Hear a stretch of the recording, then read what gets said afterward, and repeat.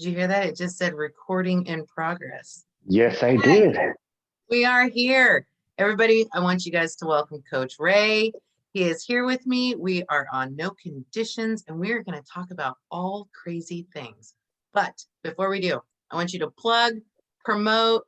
I want you to tell everybody how they can find you. Everybody.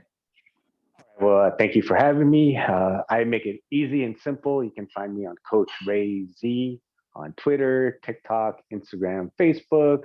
Even my website is www.coachrayz.com. So you can pretty much find me on every social network or platform with that name. So what people don't know, you are an online trainer, you're a personal trainer. Like if anybody gets an opportunity, you guys need to look up Coach Ray on Instagram. You are killing it. I told you that right before we started recording. Like you are seriously killing it. You are doing all the things. Like it's easy for people to get on your Instagram and actually watch what you're doing because you're not in a gym, you're outdoors, and you're utilizing everything from kettlebells, but you're also up against a wall showing how to work on the calves. And like I think that's awesome. Like is that kind of what you wanted to show? Like you can do this even in your backyard, like you were doing it during football. You were like Sunday night football. I mean, yes, I want to demonstrate that you can work out at all times. But that I actually got from watching a Bruce Lee movie, and in the movie, Bruce Lee didn't like to waste time, so he would have his kids hop on his back while they're watching TV, and he would do push-ups with them on top.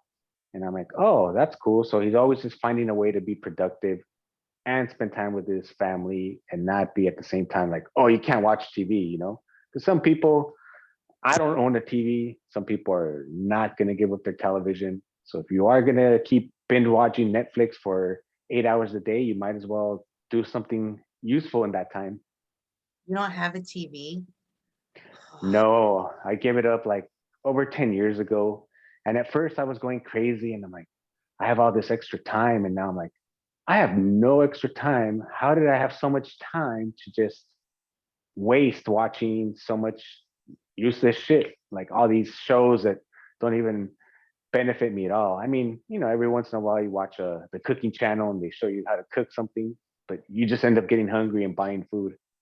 See, my thing is I watch 600-Pound Life and then it makes me hungry. And so I just sit and watch it. And that happens a lot. But I finished Netflix, so I could probably get rid of my TV right now. Like I literally, once Tiger King came out, I was done. Like I was essentially done with Netflix. I canceled it, but I don't know. I don't know if I could get rid of the TV. I think my family would probably murder me, or I would have to go find someplace else to live. I think that would happen. But man, that is awesome.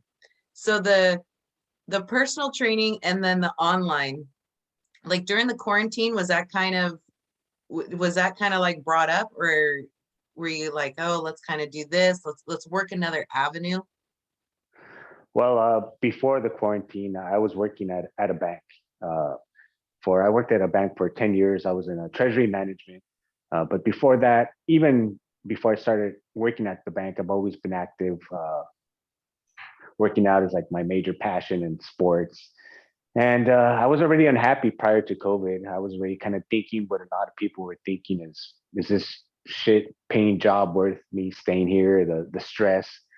And for me, it wasn't. And then COVID happened. And it was almost like, damn, it messed up my plan to leave. I was planning to leave that job. And now I'm like, well, I'm stuck. Like, what jobs are hiring? Everything's shut down. And then we switched to working at home, and I'm like, oh, maybe this isn't too bad.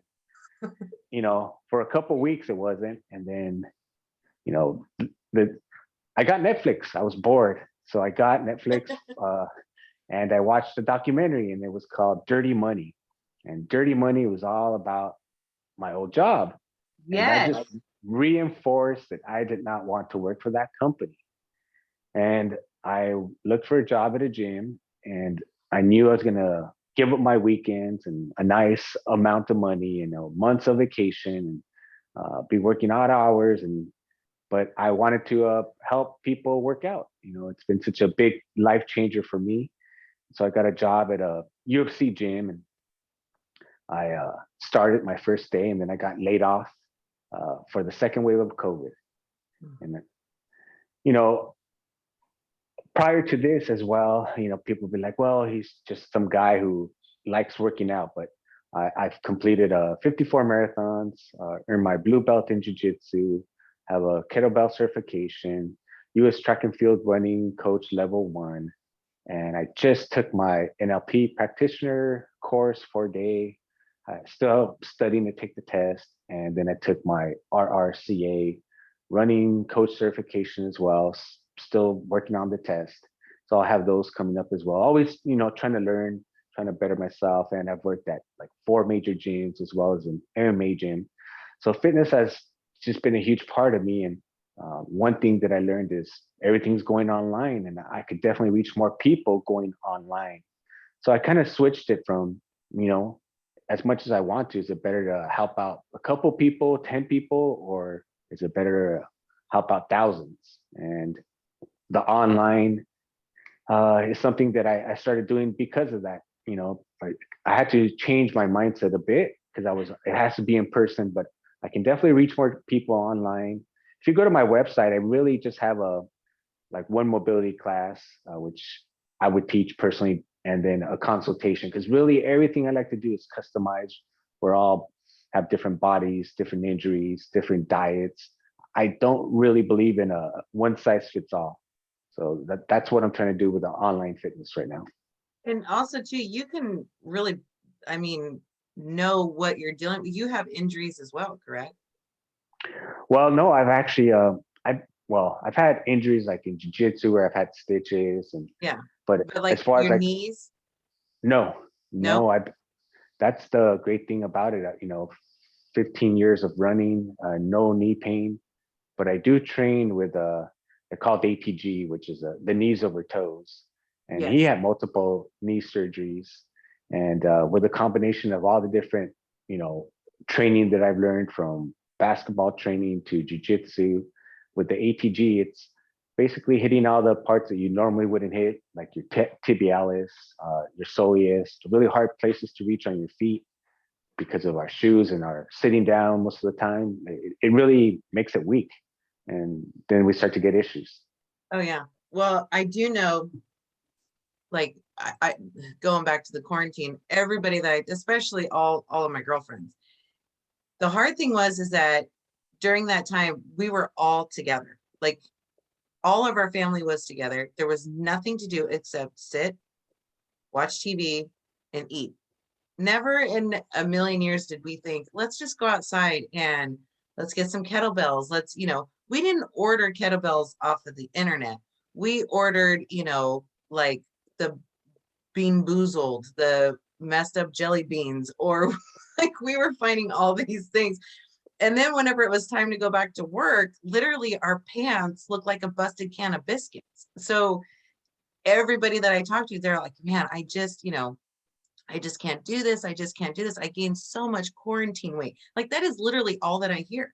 Every single person that comes in, that's all that they say. I gained so much quarantine weight, gained so much, so much quarantine weight. But I don't know. How did you, did you have that moment where you're like, dude, I need to just get up and get moving. I cannot do this. This is ridiculous. Or how do you keep your motivation going? Especially, I know it's harder for guys than it is girls. You could quit eating for 3 hours and lose like 20 pounds, where us chicks, I look at a bundt cake and it goes immediately to my ass. So there's that. Yeah, I did hear that. I think the average person put on at least 29 pounds during quarantine, it's a lot. And the motivation Overachiever.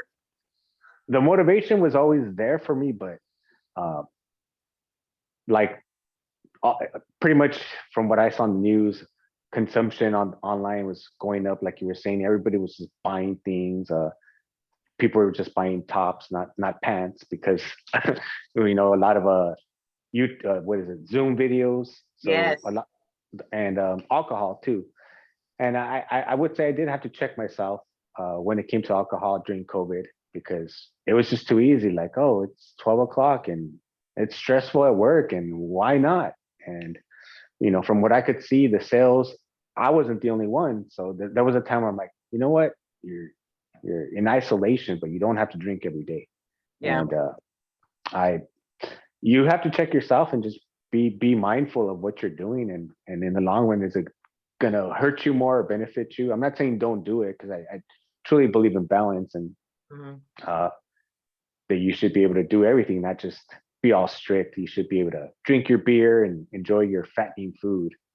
Exactly. I think when in doubt, just eat the cake. I don't understand what the big deal is. Just eat the damn cake. Just, you're not going to live forever. You might as well do it. But at the same time, you got to be healthy. So, but on your Instagram, I love it because you show these ways to exercise, and even somebody who is a dum dum like me could figure it out. Like, it is literally the easiest ones to do, and never in a million years would I ever thought to lean up against the wall and start lifting my calves and do it for a certain amount of repetitions and then go for another. I don't do that shit. I always think that I got to have this detailed list, and you got to buy all this crap off the internet. You know, you have to have like a home gym, when really you don't. You literally don't. You can go in your backyard right now and probably find 15 things to make it to where it adapts to your type of level of exercising. And I think that's what we need to remember, is when in doubt, if you can't make it to the gym, you know, should we shut down again? We probably have 15 million things in the garage right now that we could use and that we don't. Yes, and I don't know about where you live, but we have a local city park where they've turned it like into an outdoor gym. I Yeah. think a lot of places have that now, and you can take like a weight vest and put it on for additional weight and go use those machines, and so you're still doing some weight training. I just try to keep variety because the gyms were closed, and I still haven't gone back. And I am trying to show a lot of things because I know a lot of people still don't feel comfortable going back to the gyms. And I sure hope they don't close, or were closed for a long time. And yeah, but you can definitely do a lot with just things at home, or even uh, depending on where you live, because I don't know everyone listening in, but there's stores like Ross that sell workout equipment really affordable, and things that people would think are like not even useful, but like just resistant bands are really useful, even just for stretching, Mhm. which is something we all need to do from sitting down. You get that tight back, and Yeah. yeah, the bands definitely help. And if you have nothing else better, you can just use those as well while you're sitting down. So I want to switch gears for a second. You have got, which I know everybody listening right now, all of my buddies they're wanting to know about beer. They're wanting to know about your podcast. So you have a podcast about beer, and I want you to tell everybody, because I know immediately they're going to go to that as well. Not only are they going to go to your Instagram to learn how to work out, but they're going to want to know about your podcast about beer. So let's hit it up. Let me know all about it. All right. Well, the podcast is called Drunks, but there's an emphasis on RUN, and it's co-hosted with my friend Ty. We've known each other since, geez, maybe third grade, and he's run maybe like 10 marathons. And when we started running, it was just more about partying and drinking and going to different cities. And that's kind of how the whole drunks came to be, because we know that there's other people that enjoy working out and drinking. Like I was talking about balance, and not only just enjoy drinking out, but you got to earn what you're going to drink. So the whole podcast is about, we work out, run, whatever. Our guests can come up and contribute in the conversation, tell us what they worked out in.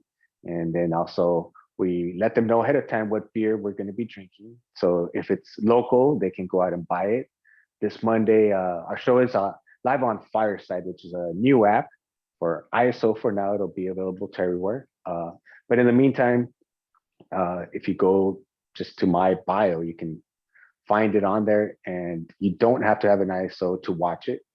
And we're going to be reviewing the Stone beer, which is, they have so many different ones.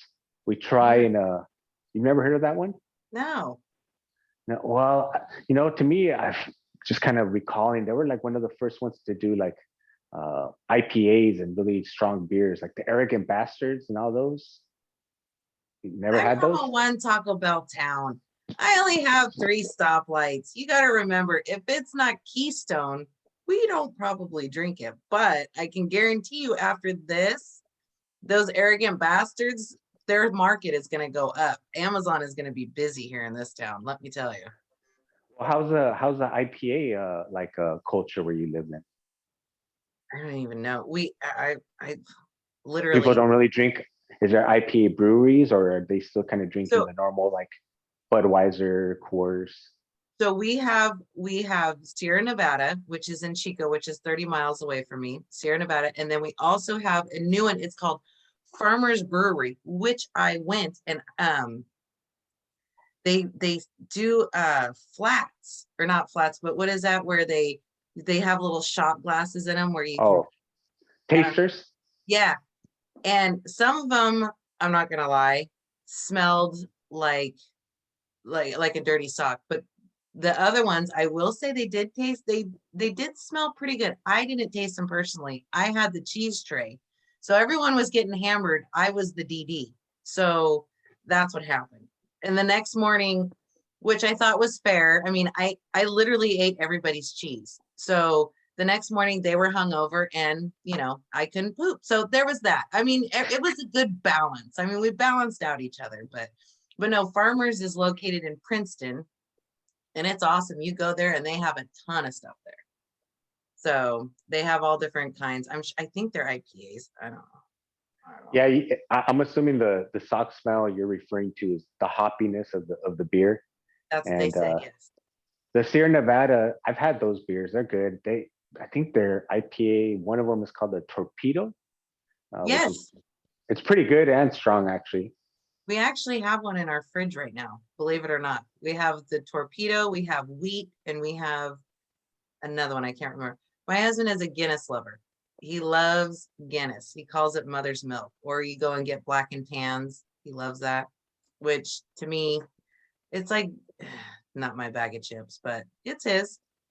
So you guys have fun doing this. You guys review them. Now, do you rate them? Do you like have a list of ones where you're like, that one tasted like crap, we're not going to do that one again? Or after a couple, do they start tasting pretty good? Yeah, after a couple, they all start tasting pretty good. So far, we haven't reviewed anyone that's been like completely like, oh, we're not going to do it again. Uh, like maybe uh, it just depends, like because even if you like beer, there's certain maybe flavors you don't like. I'm not a fan of grapefruit, so we did a review of a grapefruit beer, um, but that one tasted good. Really? But after a while, that taste is less as you keep drinking more, and so I gave it like a lower review just because I don't like that particular fruit, but that doesn't mean that the beer, I still try and judge it on, well, the beer is a good buzz, high percentage, crisp tasting, or it just tastes horrible. But we haven't had a horrible one yet. I'm going to have to send you some Farmers. I'll go there and I'll have to send it to you, and you're going to have to do a review on it and see what you think. Yeah, that would be definitely cool. We're working with a couple other breweries that hopefully in the future we could go do live shows at breweries. So we're Well, looking that would forward to be that. awesome. You could go in there and actually do your rating right there in front of I don't know if I'd want to do that or not. I don't know if I'd want to do that where I'd be like, this beer tastes like crap. And then they're sitting right there. I don't know if I'd want to do that or not. You'd have to give a high rating if you're going to be in their place. Yeah, and we definitely try to keep the show down to 1 hour, because after like they start kicking in pretty good, like, and then you're like, whoa, and then after that's just nonsense. You're just talking. So yeah, by the end of the show, you can't blame drunk me for what's being said. You're like, this is the 5th one. This is amazing. Oh yeah, the first one, I'm like, this is horrible. Who made this? This is shit. And then all of a sudden, about the 5th one, you're like, I want to invite this guy to my wedding. This is great. That's what usually happens. So let's go back to your marathon. So how do you do it, man? Like, I saw on your Instagram, you did it to where you wanted to have it to where you did 100 marathons. Is that correct? I want to do 100 marathons. I'm at 54, but I also want to run 50 marathons in all 50 states. And that I know that's a thing. I know a lot of people who have done it. I also have a podcast called Athletic Definition, which is twice a week, Thursdays and Friday at 6 p.m. Also on Fireside, but that one goes out as a regular podcast. And, today, one of my guests is he's gonna run his 500 marathon October 31st. And so the people that I know are like on a different level. And that's in everything because I try and, whatever you're going to do, you want to, at least for me, I want to surround myself with the best, see what they do, how do they do it, whether it's jujitsu or beer drinking. I want to be with the best beer. I want to be with the best of everything. And, he's already done the 50 states. He's done a marathon in all 7 continents. And those are different goals that you can find in whatever type of sport you want to do. So yeah, I definitely want to hit 100.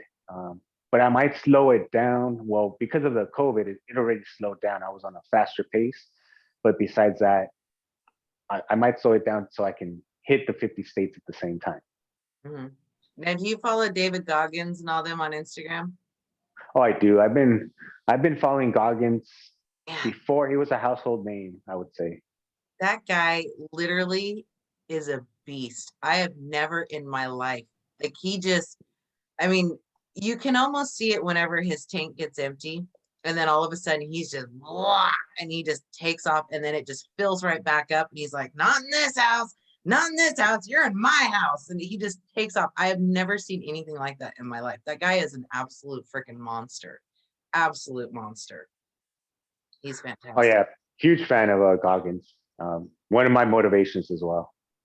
So how do you do it? Like, how do you keep up the motivation? Have you ever had a day where you're like, the last thing I want to do is put those shoes on and head out the door? Like, that is the last thing I want to do.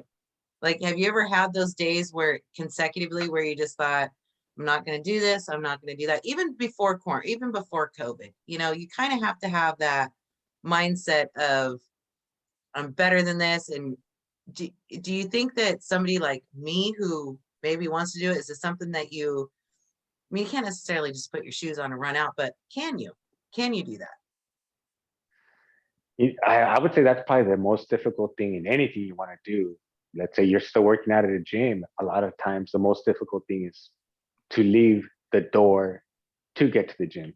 Once you're at the gym and you start going through the motions, it's no problem. But that whole, I'm going to leave and go work out, or I'm going to put on my shoes and go run. Everybody, in my opinion, deals with that. One thing that I got from Goggins, which I definitely find is helpful, and I've done it, is, let's say you want to run 5 miles that day, or you need to run 5 miles that day, but you're really tired. And so your mind's already saying, oh, it's not going to happen. You're tired. So you tell your mind, okay, you're right. I know you're tired. We're going to take it easy. We're only going to do 1 mile. That's it. So it goes from 5 miles to 1 mile. Your mind will be like, okay.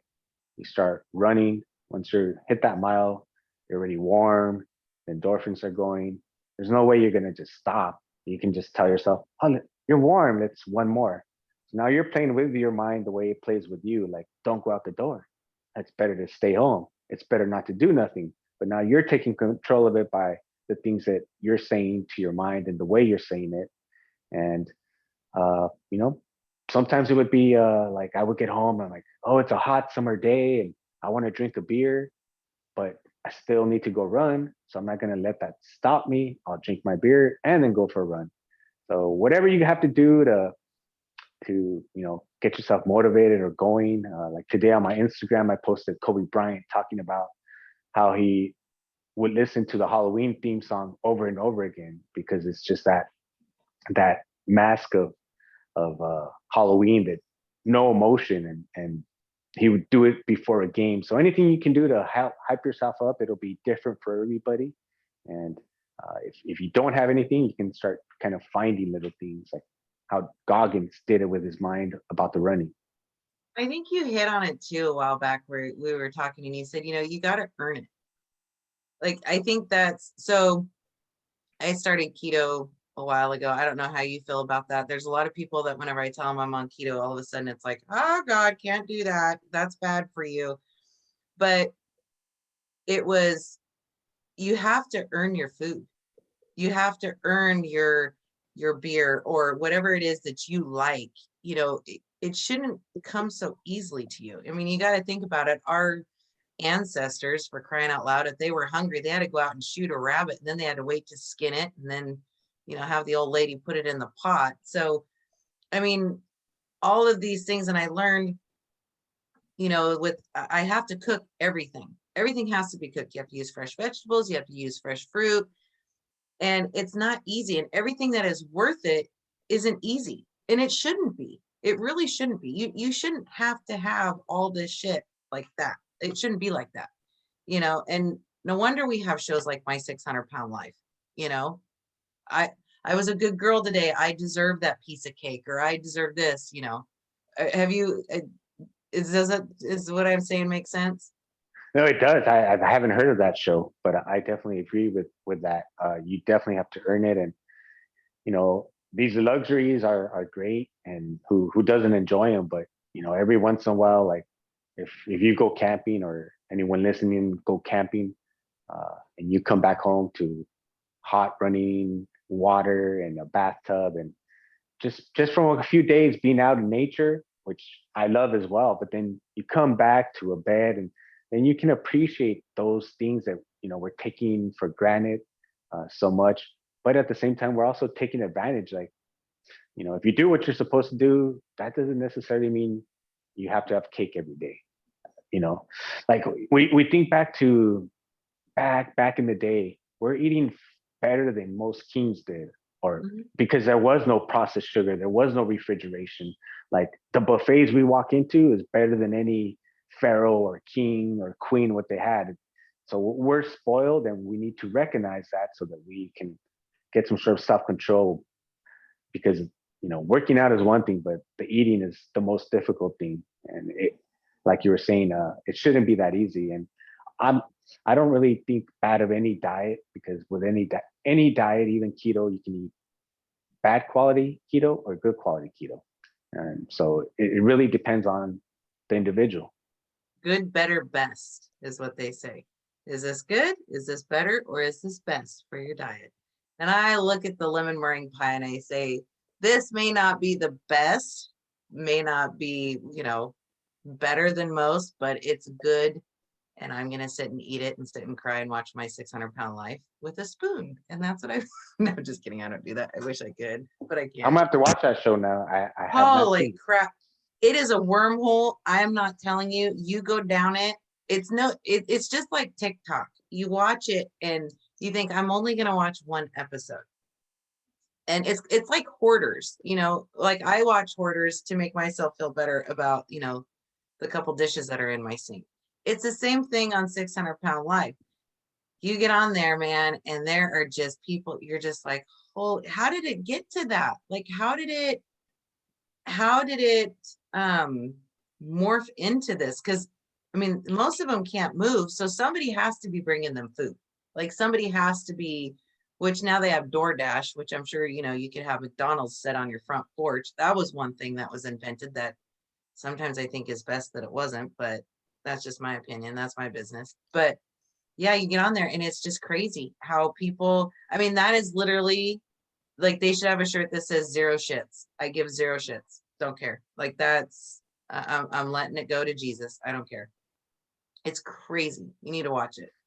Yeah, and honestly, I unfortunately now with COVID and everything else, there's a lot more people that aren't saying that they feel that way, but they feel hopeless and down. We know about suicide rates going up, and depression, and yeah, really what I want to do is, I joke around a lot and I like to have fun, but man, if I could just reach one person to, like, because we've all been in dark places, or at least I have, and uh, some of those people, it may be different as far as weight, but the darkness is the same, and there's hope. There's people out there who will help you. You just it's got to be your time. You got to be ready. No one can force you to do it, but when you're ready, if you reach out to me or anybody else, I know there's people out there, And it may not be me. You may need some professional help, and I have no problem referring people, just depending on each situation. Like I said, no individual is the same. So whenever you're running, I always ask people this because I really want to know. When you're running, what music are you listening to? What is your go-to? What is your like in your mind, you're headed down there, you're in a marathon, and you've got one last mile to go and you're over the finish line. What is your pump up music? All right, so I run with a iPod Shuffle, which is a little old school, but it's the tiny little iPod. I have one. And I actually have three because they're easy to lose. So I have three. I haven't lost after I lost one. I kept three just in case because they don't really make them anymore as well. And I'm like, oh, I'll just have one. So I keep them because I'm a bare minimal when it comes to running. I don't want to be running with all kinds of stuff. So the iPod Shuffle is very light, very small, where I could stick it in and I don't really feel it. So I don't really get to select exactly 100% what I'm listening to, but pretty close to because I'm the one putting the music in there. But it'll range anything from Rocky Balboa to just like like those YouTube mixes where it's like Eric Thomas and Les Brown talking. So I'll have that. Like I have people talking in the background or WWE music, just things that you would be like, what? But really, in a marathon, I don't turn it on till about mile 13. The first 13 miles, well, it depends too, because I've done marathons where there's absolutely nobody out there cheering for you, and then I've done marathons where there's people cheering for you pretty much the whole way. So if there's people cheering for you the whole way, there's bands, high school bands, DJs out there, and I'm just taking in the energy, the sounds. I'm not really trying to hear my music. Uh, then when I start feeling a little pain, discomfort, that's when I throw on the music because then it's like a cherry. If I start off with the music, then it's there's no bonus. There's nothing to look forward to. Then when I'm in discomfort, I put that on, and I usually put it on for the second half of the race. Wow. There's actually there's bands and stuff that come out and play for you. Oh yeah, and I've done it myself. I did it for a Long Beach Marathon. My friend, he's in a band, so he played, and in between sets, I DJ'd for the runners, and it was cool because the city gave us a generator, and most of the neighbors liked us. Some of them were upset because we're out there early in the I was gonna morning. say, I guarantee you didn't make very too many friends, especially the ones that were sleeping in. Yeah, I would say only one family did not like us at all, but the rest were like, "Oh, I hope you guys come back next year." And you know, even though it's early in the morning, we're rock band with a DJ. We were drinking. We were drinking like at 7 in the morning, playing music. It was a cool experience. I bet you they were probably like, "We want you back, especially if it pisses that Karen off. We want you to come Oh back. We yeah, hate her anyway." yeah. So it's fun volunteering, and then there's people out there who will just have cut up oranges for you, or little Gatorades, or just you know, it's nice to see like the kindness of strangers. That's one thing that you learn in Los Angeles Marathon. LA is just like a melting pot. If you're racist, you probably won't like it, but if you run LA Marathon, I mean, you run through every neighborhood, every nationality. You're running through Koreatown, Chinatown, where all the Mexicans live, Salvadoranians. You run through West Hollywood, and there's guys dressed as cheerleaders. You run down through I forget what other part, and all the Jewish people are out there with their rabbi things, giving you oranges and pretzels. So it's like the whole community of Los Angeles, which is so diverse, coming out and just showing you support, which is, everyone says LA is so full of horrible people, but it's a nice time where people just come together and show support for runners. So that's one of the reasons why I love running. Well, another thing too, I mean, I think you get that in any city. I don't think that the bad apples should necessarily be the ones promoting the city. It's you're running in a community for the community. I mean, basically, they love that. They like breaking up their day and seeing, going out there and supporting, especially strangers. I don't know. I think every town you're going to find that, whether you're in a big community or a small community, it doesn't matter. But those aren't the ones that should be defining the town. You know what I mean? Yeah. So I love that. I have. So what marathon did you run that was your absolute favorite? Like you would make sure that you would always, always, always sign up for that one. That's pretty difficult. Since I'm from LA is like really close to my heart because I grew up here.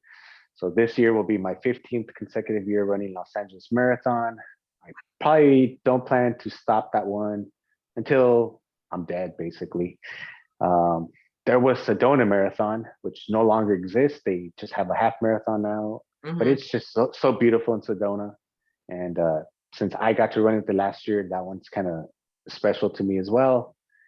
And I would say, I know you asked for one, but we're very difficult in 54 to pick from.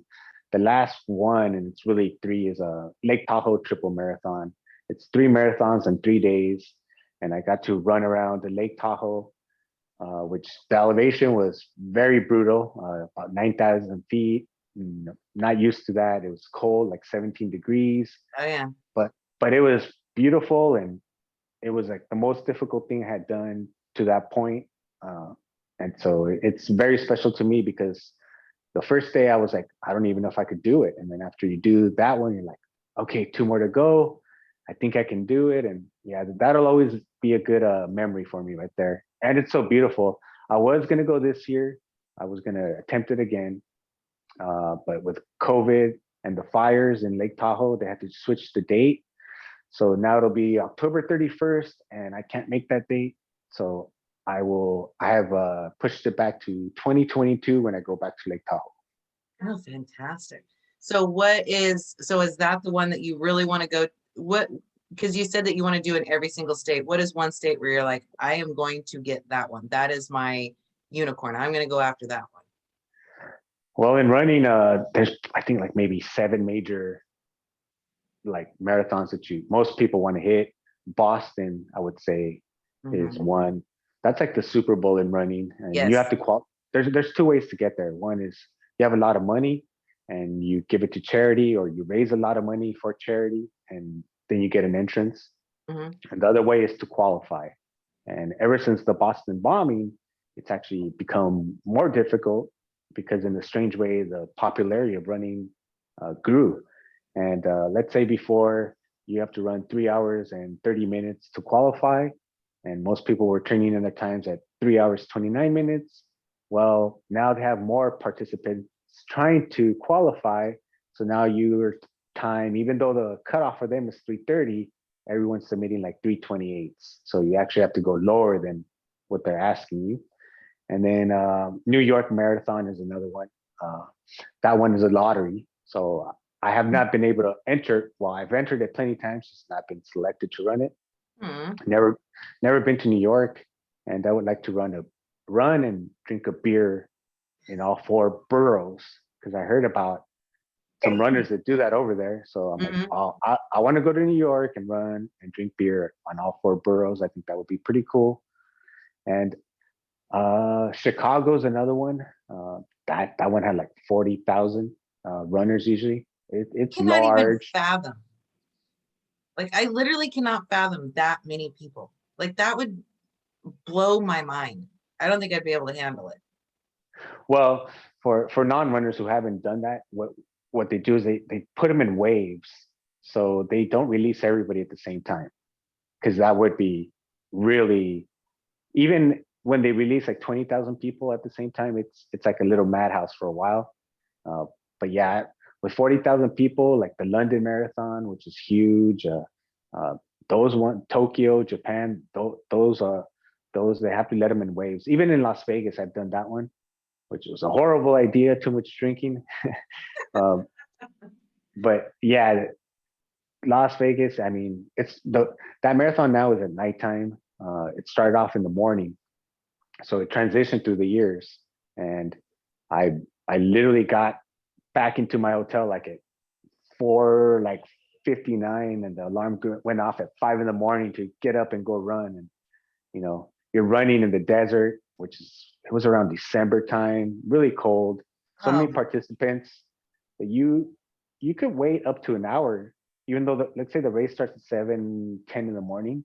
You could wait up to an hour because they're just releasing thousands of people, and then so you by the time you start running, it might be, let's say, 8, 10. it'd be like asses to elbows. Like in this one, I wouldn't be able to handle it. I would have a complete and utter meltdown, or I would probably just sit and watch. I would be good at giving out oranges. If you need oranges, I could totally. I'm your gal. Gatorade, I'd be the one telling them, oh yeah, go ahead, keep going straight. Yeah, I can do it. Well, Vegas always attracts people dressed as Elvis to run, and Uh-huh.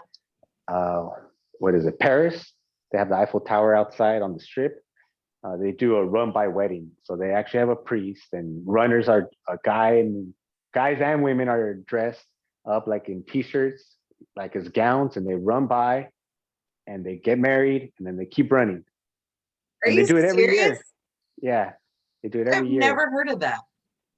That's in only in Vegas. It's the Rock and Roll Las Vegas. I believe now it happens in November usually. Awesome. This year, because of COVID, they pushed it back. It's not happening this year. But typically, that was a cool part. You're running by and like, oh, people are getting married. Congratulations. And then 5 miles down, you can get divorced. There you go. I was gonna say they're gonna be like everything stays in Vegas. Listen, give it 5 miles if you want it to last. After that, you guys are screwed. What can I say? I've never ever heard of that. I did not know that. That is insane. Well, hey, coming to the end of it, I want you to replug and promote where everybody can find you. That way, the beer, the online training, the personal training, everything, anything and everything you possibly can. Great. And, thank you so much for having me. Oh my It's God. been a fun show. And yes, you can find me on Facebook, Twitter, Instagram, TikTok, and my website, all under Coach Ray Z. That's Z as in zebra. And that's a .com or anything else like that as well. And the YouTube channel that goes for it as well. So thank you so much for having me, Monica. It was fun. Hey, this was an absolute blast. And don't forget to check them out on Monday. You guys are going to be doing the whole beer thing. You guys are going to be, it's called Drunks. Drunks, and that's on Fireside app. And Okay. you can go to the ISO. It's free to download. You just have to put like, I don't know, 3 questions. Like they need to confirm you're a real person. So it's like your IG or something, your name and your phone number, and make Social sure you're not a security troll. number. Yeah. Yeah. No, Yeah. that you DM that to me, and I I was got gonna you on say, that. yeah. And all the Yeah. passwords that we need, your bank account, your routing number. I mean, all of that stuff. Why not? Might as well. However, though, if you do all that, then you get access to the app, and then if you drank the beer, you can come up, because this app is like, I know like people are like thinking, oh, it's like live like Instagram, Facebook, Zoom, but I can actually bring the audience members up and they can talk, so they can give their opinion, and then so that's the cool part. It's like a real audience participation. That is awesome. Well, also too, I mean, you can promote whatever beer you're gonna drink. Maybe people could get their beer and then they can interact with you whenever they're actually taste testing the beer themselves. Yes, so it is Stone Beer. You can Google it. Hopefully, there's some near you, and it'll be this Monday at 8 p.m. Pacific time zone.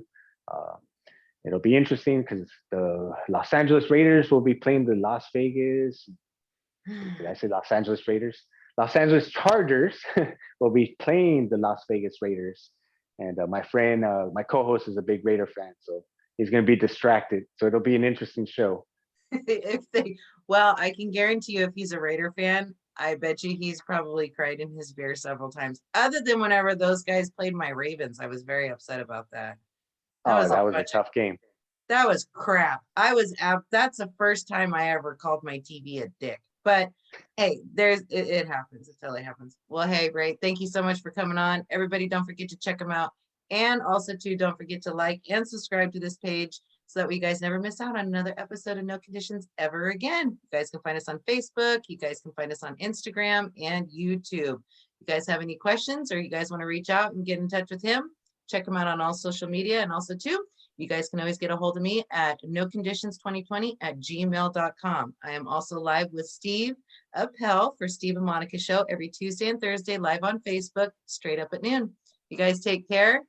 Thank you so much, and we'll see you soon.